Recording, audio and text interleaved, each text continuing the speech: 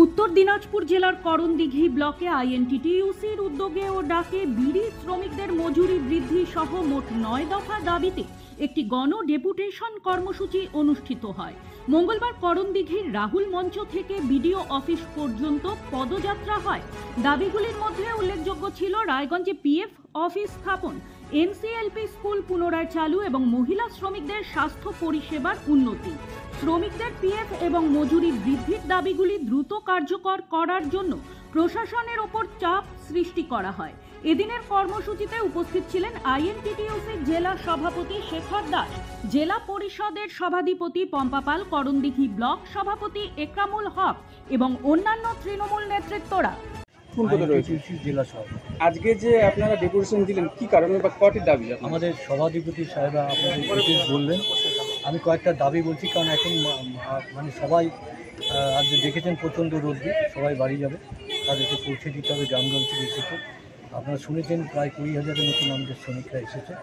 আমাদের এখানে কত শ্রমিক আছে তাও বলছেন। যেটা মুখ্য দাবি উনি বললেন হাসপাতালটা হয়েছে তথৈগত অবস্থায়, সেটা পুনরায় চালু করা, ভালোভাবে করা এবং একজন মহিলা ডাক্তার রাখা, পিএফের এখানেই চালু করা, করণদিঘিতে পিএফ অফিস করতে হবে।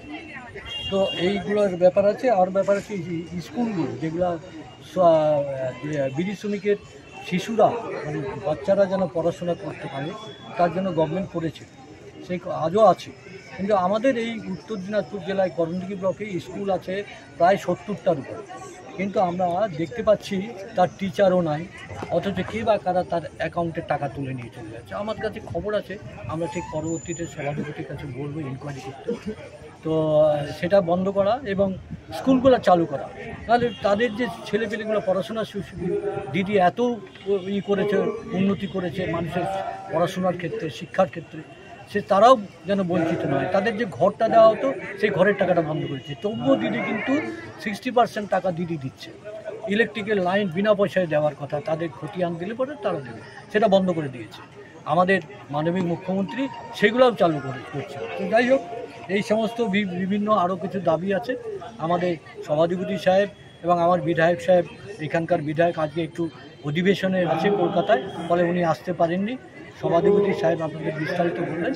পরবর্তীতে যদি এই কাজগুলো এখানকার অফিসাররা মেনে নিয়েছে, অনেকগুলো মেনে নিয়েছে, যদি বাকি যেগুলো আছে অবিলম্বে না চালু করলে আমাদের সভাধিপতি এবং বিধায়ক সাহেব জানিয়েছেন যে এর পরবর্তীতে আন্দোলন খুব ব্যাপকভাবে হবে, বৃহত্তর আন্দোলন হবে। সেদিক দিয়ে আপনাদের কাছে বলছি, আপনারা আজকে এই সত্য জিনিসটাকে আপনারা বলুন, যাতে করণদিঘি মানুষের শ্রমিক ভাইরা উপকৃত হয়। আজকে করণদিঘি ব্লক আইএনটিটিইউসির তৃণমূল কংগ্রেসের পক্ষ থেকে এবং করণদিঘি বিধানসভার প্রায় 20,000 যে বিড়ি শ্রমিক আমাদের সাথে আজকে উপস্থিত ছিলেন, আমরা আজকে এই বিডিও অফিসে ডেপুটেশন সাবমিট করলাম। প্রথমত আমরা সকলেই জানি যে মুর্শিদাবাদ হলো বিড়ির জন্মভূমি এবং মুর্শিদাবাদে মার্চেন্ট অ্যাসোসিয়েশন প্রত্যেক বছর একটি নির্দিষ্ট টাইমে বিড়ি শ্রমিকদের মজুরি বৃদ্ধি করে, কিন্তু প্রত্যেকটা ব্লকে কিছু ইউনিয়নের এজেন্সিরা রয়েছে, তারা তাদের ফেক আইডি তৈরি করে সেখান থেকে তারা বিড়ি শ্রমিকের যে বেতন বৃদ্ধি হয় তারা কিন্তু আত্মসাৎ করে। যদি মুর্শিদাবাদে মাসের 1 তারিখে বেতন বৃদ্ধি হয়, আমাদের ব্লকগুলিতে কিন্তু প্রায় 3 মাস 4 মাস পরে কিন্তু তাদের বেতনগুলো বৃদ্ধি হয়। আমাদের এটাই আজকে দাবি যে মার্চেন্ট অ্যাসোসিয়েশনের কাছে মুর্শিদাবাদ, ওখানে যদি মাসের 1 তারিখে চালু হয়, আমাদের করণদিঘির মানুষও যাতে প্রত্যেকটা বিড়ি শ্রমিক যাতে 1 তারিখে পায়, একটা দিনও আমরা অপেক্ষা করব না।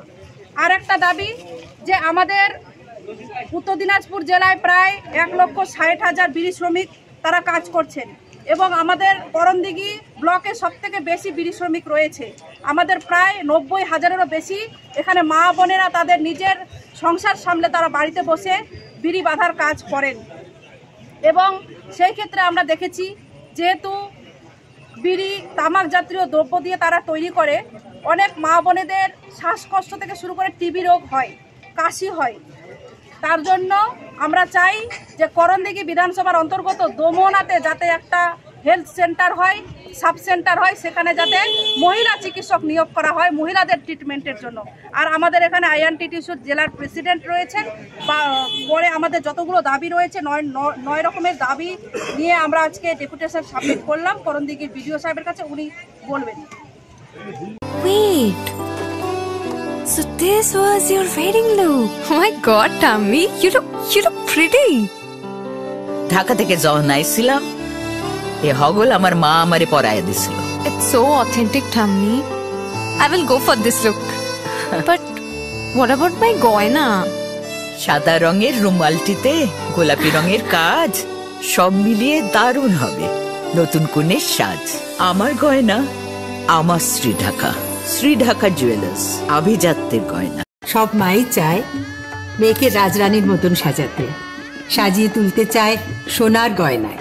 ওরিয়েন্ট জুয়েলার্স, সোনা যা সর্বক্ষণের।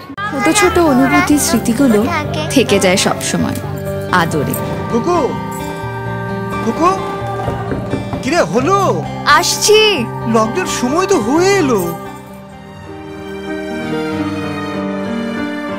কিছু স্মৃতির ভাজেই তোলা থাকে শুভারম্ভে প্রাপ্তি। 50 বছরের অভিজ্ঞতায় আগ্নেশ্বর জুয়েলার্স, নিখুঁত গয়নার কারিগরি। Agneshwar jewellers, NS road, Raiganj.